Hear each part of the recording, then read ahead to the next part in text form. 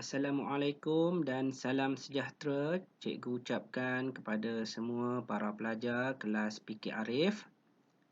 Pada hari ini, hari Selasa bertarikh 9 Mac 2021, kamu bersama lagi sekali bersama dengan Cikgu Hafiz untuk sama-sama belajar mata pelajaran Pendidikan Jasmani dan Kesihatan.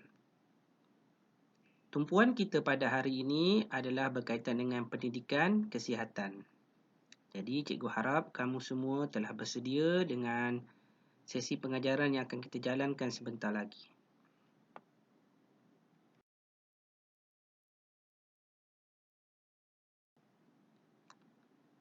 Untuk hari ini, kita akan masuk ke unit yang ketiga. Jadi, kita akan masuk ke unit yang baru, Pendidikan Kesihatan Reproduktif dan Sosial, PEERS. Tajuk kita pada hari ini adalah pengurusan mental dan juga emosi. Jadi, apakah yang dimaksudkan mental dan emosi? Ia adalah berkaitan untuk hari ini kita akan belajar berkaitan dengan kemarahan. Apakah yang dimaksudkan dengan kemarahan? Jadi standard pembelajaran kita pada hari ini adalah 3.1.1 iaitu mengenal pasti punca kemarahan. Sebelum tu cikgu ingin meminta maaf. Kebanyakan gambar di dalam slide cikgu pada hari ini kelihatannya agak sedikit gambar orang sedang kemarahan dan juga sedang kemurungan. Kamu jangan salah faham. Ini adalah berkaitan dengan tajuk kita pada hari ini. Jadi perhatian ya, sebelum kita memulakan sesi pembelajaran kita pada hari ini, pastikan kamu semua telah ada menggunakan modul nota yang telah disediakan. Ya. Jadi lembaran modul nota ini ada cikgu sediakan kepada kamu semasa sesi pengambilan bahan pembelajaran oleh ibu bapa kamu tempoh hari. Jadi, contoh lembaran modul tu ada cikgu sertakan di sini. Jadi, kamu boleh cari dan gunakan ia sebagai rujukan. Kerana nota yang ada pada lembaran modul ini nanti akan kamu tulis semula di dalam buku skrap kamu dan gambar-gambar yang ada di dalamnya perlu kamu tampalkan di dalam buku skrap.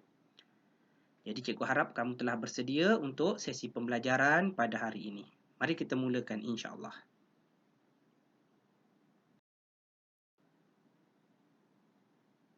Jadi apakah itu marah? Setiap daripada kita manusia ini pasti pernah melalui situasi di mana kita mengalami perasaan marah. Ya, setiap manusia pasti akan pernah mengalami perasaan marah. Kalau tak ada manusia yang tak marah tu, itu maksudnya dia ada problem. Haiwan pun tahu marah. Jadi apakah yang dimaksudkan dengan kemarahan itu? Jadi marah ialah sifat emosi yang negatif. Maksudnya negatif tidak baik. Yang mungkin disebabkan oleh perasaan cemburu, kekecewaan, rasa tertipu, terkilan, ataupun kurang senang dengan sesuatu keadaan, perkara-perkara tertentu atau kepada individu tertentu. Ini bermaksud perasaan marah itu adalah perasaan yang disebabkan oleh perkara-perkara yang sangat negatif. Sebagai contohnya cemburu. Saya cemburu dengan seseorang. Ia boleh menimbulkan kemarahan. Sebagai contoh, kadang-kadang kita cemburu dengan adik kita. Adik kita mendapat itu dan ini hadiah sebagaimana daripada ibu bapa kita. Ia menyebabkan kita merasa cemburu dan menimbulkan perasaan marah. Kemudian kamu rasa kecewa. Mungkin kamu sedang bercinta. Kamu kecewa kerana buah hati kamu tidak memberikan hadiah kepada kamu semasa hari jadi kamu. Kamu merasa kecewa kerana buah hati kamu itu seolah-olah melupakan kamu dan kamu merasa marah. Yang ketiga, kamu rasa tertipu. Ada orang ni berjanji dengan kamu nak bagi kamu RM10 sebab kamu tolong dia mencuci rumah. Tapi tak bagi. Sebab kamu rasa tertipu, kamu rasa jadi marah. Terkilan ini maksudnya perkara-perkara yang kamu nak tiba-tiba tak dapat. Contohnya mungkin Cikgu Hafiz berjanji kepada kamu nak bawa kamu pergi makan McDonald. Tapi pada hari tersebut kamu demam. Jadi kamu rasa terkilan. Kenapalah aku demam pada hari ini? Aku tak dapat ikut Cikgu Hafiz pergi makan McDonald. Dan kurang senang dengan sesuatu keadaan. Kamu pergi sekolah, kamu rasa tak selesa. Kamu tak suka dengan cikgu ini. Kamu tak suka dengan kawan dengan ini. Kamu tak suka cikgu ini, cikgu. Macam-macam perkara akan menyebabkan kamu merasa marah. Jadi marah itu adalah satu perasaan yang negatif yang berlaku pada diri kita. Tapi sebenarnya marah itu adalah sesuatu yang normal bagi kita sebagai seorang manusia. Manusia memang dilahirkan untuk mempunyai perasaan. Jadi perasaan marah itu adalah sesuatu yang biasa bagi kita. Semua orang marah. Tetapi mari kita fikirkan sesuatu. Adakah seseorang yang sedang marah itu sifatnya adalah seorang yang garang? Selalu kita berjumpa dengan orang-orang yang tertentu ataupun cikgu-cikgu yang tertentu yang kamu rasakan garang. Sangat-sangat garang. Saya takut dengan cikgu ni sebab dia sangat garang. Dia suka marah-marah. Saya tak suka Cikgu Hafiz tu. Dia garang. Dia suka marah-marah. Jadi soalannya cikgu nak tanya kepada kamu, adakah contohnya, kita ambil contoh Abu. Abu dia seorang yang baik, suka tersenyum dan suka membantu kawan. Tiba-tiba dia marah. Adakah sifatnya itu adalah seorang yang garang? Ataupun kita ambil contoh Shima. Shima ni baik, lemah lembut. Tiba-tiba suatu hari dia marah sangat kepada Khairul. Adakah itu adalah sifatnya sebagai seorang manusia yang sebenar? Dia seorang yang garang. Cuba fikirkan. Nanti buka sekolah cikgu nak tanya jawapannya. Boleh? Jadi cikgu janji ni, cikgu akan tanya pada kamu seorang demi seorang. Sekarang mari kita lihat apakah punca kemarahan. Baik, punca kemarahan ini terbahagi kepada dua, iaitu faktor dalaman dan faktor luaran. Sekarang kita lihat faktor dalaman ataupun dalam bahasa mudahnya ialah intrinsik. Kita ini sebagai manusia tidak lari daripada mempunyai keinginan. Jadi punca daripada kemarahan daripada faktor dalaman ini yang pertamanya adalah mahukan setiap perkara itu secara sempurna. Baik, cikgu akan terangkan. Tidak semua perkara yang kita inginkan itu akan kita dapati secara sempurna.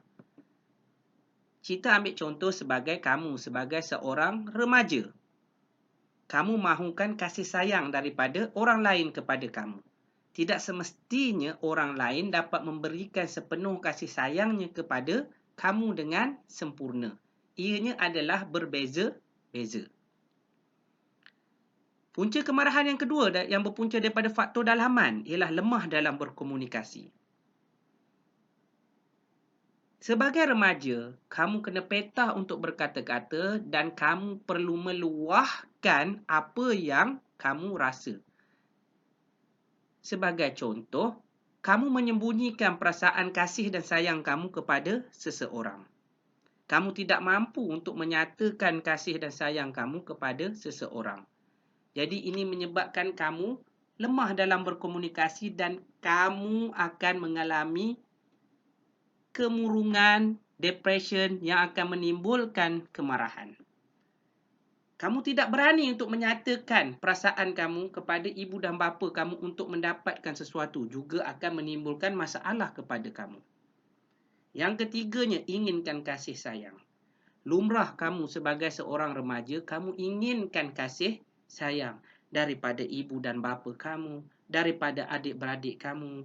Dan apabila kita mencapai usia dewasa, kita memerlukan kasih sayang dari orang yang lain.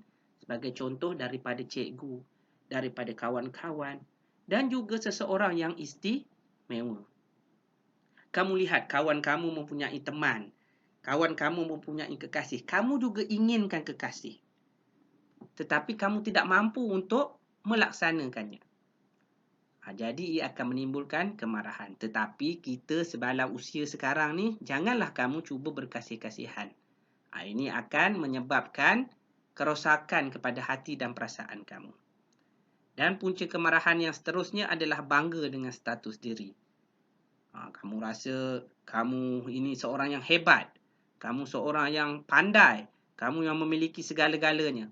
Tetapi apabila ada seorang teman kamu atau kawan kamu yang memiliki benda-benda yang lebih daripada kamu, ini menyebabkan kamu merasa cemburu dan akhir menyebabkan kamu mengalami depression dan akhirnya menyebabkan kamu marah terhadap diri kamu sendiri. Ataupun kamu marah kepada kawan kamu itu tadi.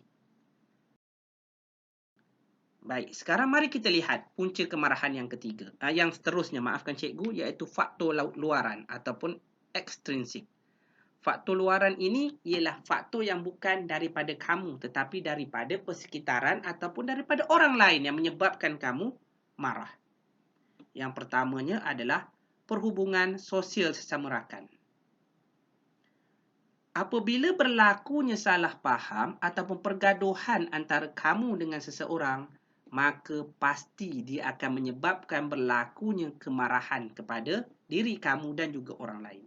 Kamu akan merasa tidak selesa dan ini akan menyebabkan kamu mengalami masalah kejiwaan. Okey, kemudian yang kedua, hubungan yang kurang baik dalam keluarga. Yang ini biasa berlaku kepada kita. Yang ketiga, faktor persekitaran seperti cuaca yang tidak menentu. Ini pun boleh menyebabkan kamu menjadi marah. Apabila cuaca terlalu panas, kita mudah merasa marah. Hal ini selalu berlaku kat dalam kelas. Cikgu panas, cikgu panas. Lepas tu mula rasa nak marah. Suasana bising serta sibuk dan tempat belajar yang tidak kondusif. Nanti cikgu akan ajar kepada kamu pada sesi pengajaran akan datang bagaimana cara mengawal punca-punca kemarahan ini. Ya, semua orang akan marah. Cikgu Hafiz juga marah. Tetapi seorang manusia yang kuat itu adalah manusia yang mampu mengawal kemarahannya. Kemarahan itu adalah sesuatu yang lumrah bagi kita sebagai seorang manusia. Namun Allah mengurniakan kita dengan akal dan fikiran. Jadi sejauh mana kita dapat menggunakan akal dan fikiran kita itu untuk mengawal punca kemarahan kita. Boleh? Baik, sekian, terima kasih. Cukup dahulu sesi pengajaran kita pada hari ini. Jadi apa yang perlu kamu buat pada hari ini adalah tulis semula nota, potong dan tampalkan bahagian seperti yang diarahkan ke dalam buku scrap kamu. Pastikan juga kamu menyiapkan kerja yang telah cikgu berikan. Jangan ditangguh-tangguhkan. Kalau dapat buat sekarang, buat. Kalau ada masa yang terluang pada waktu-waktu lain, buat. Jangan tinggalkan ia menjadi terlalu banyak. Nanti penat kamu nak menyiapkannya. Dan cikgu doakan kamu semua sihat sejahtera dan terhindar dari sebarang ancaman penyakit berbahaya. Jumpa lagi pada sesi pengajaran akan datang. Cikgu sayang kamu semua. Jumpa lagi pada sesi pengajaran akan datang, insya-Allah. Assalamualaikum warahmatullahi wabarakatuh. Bye.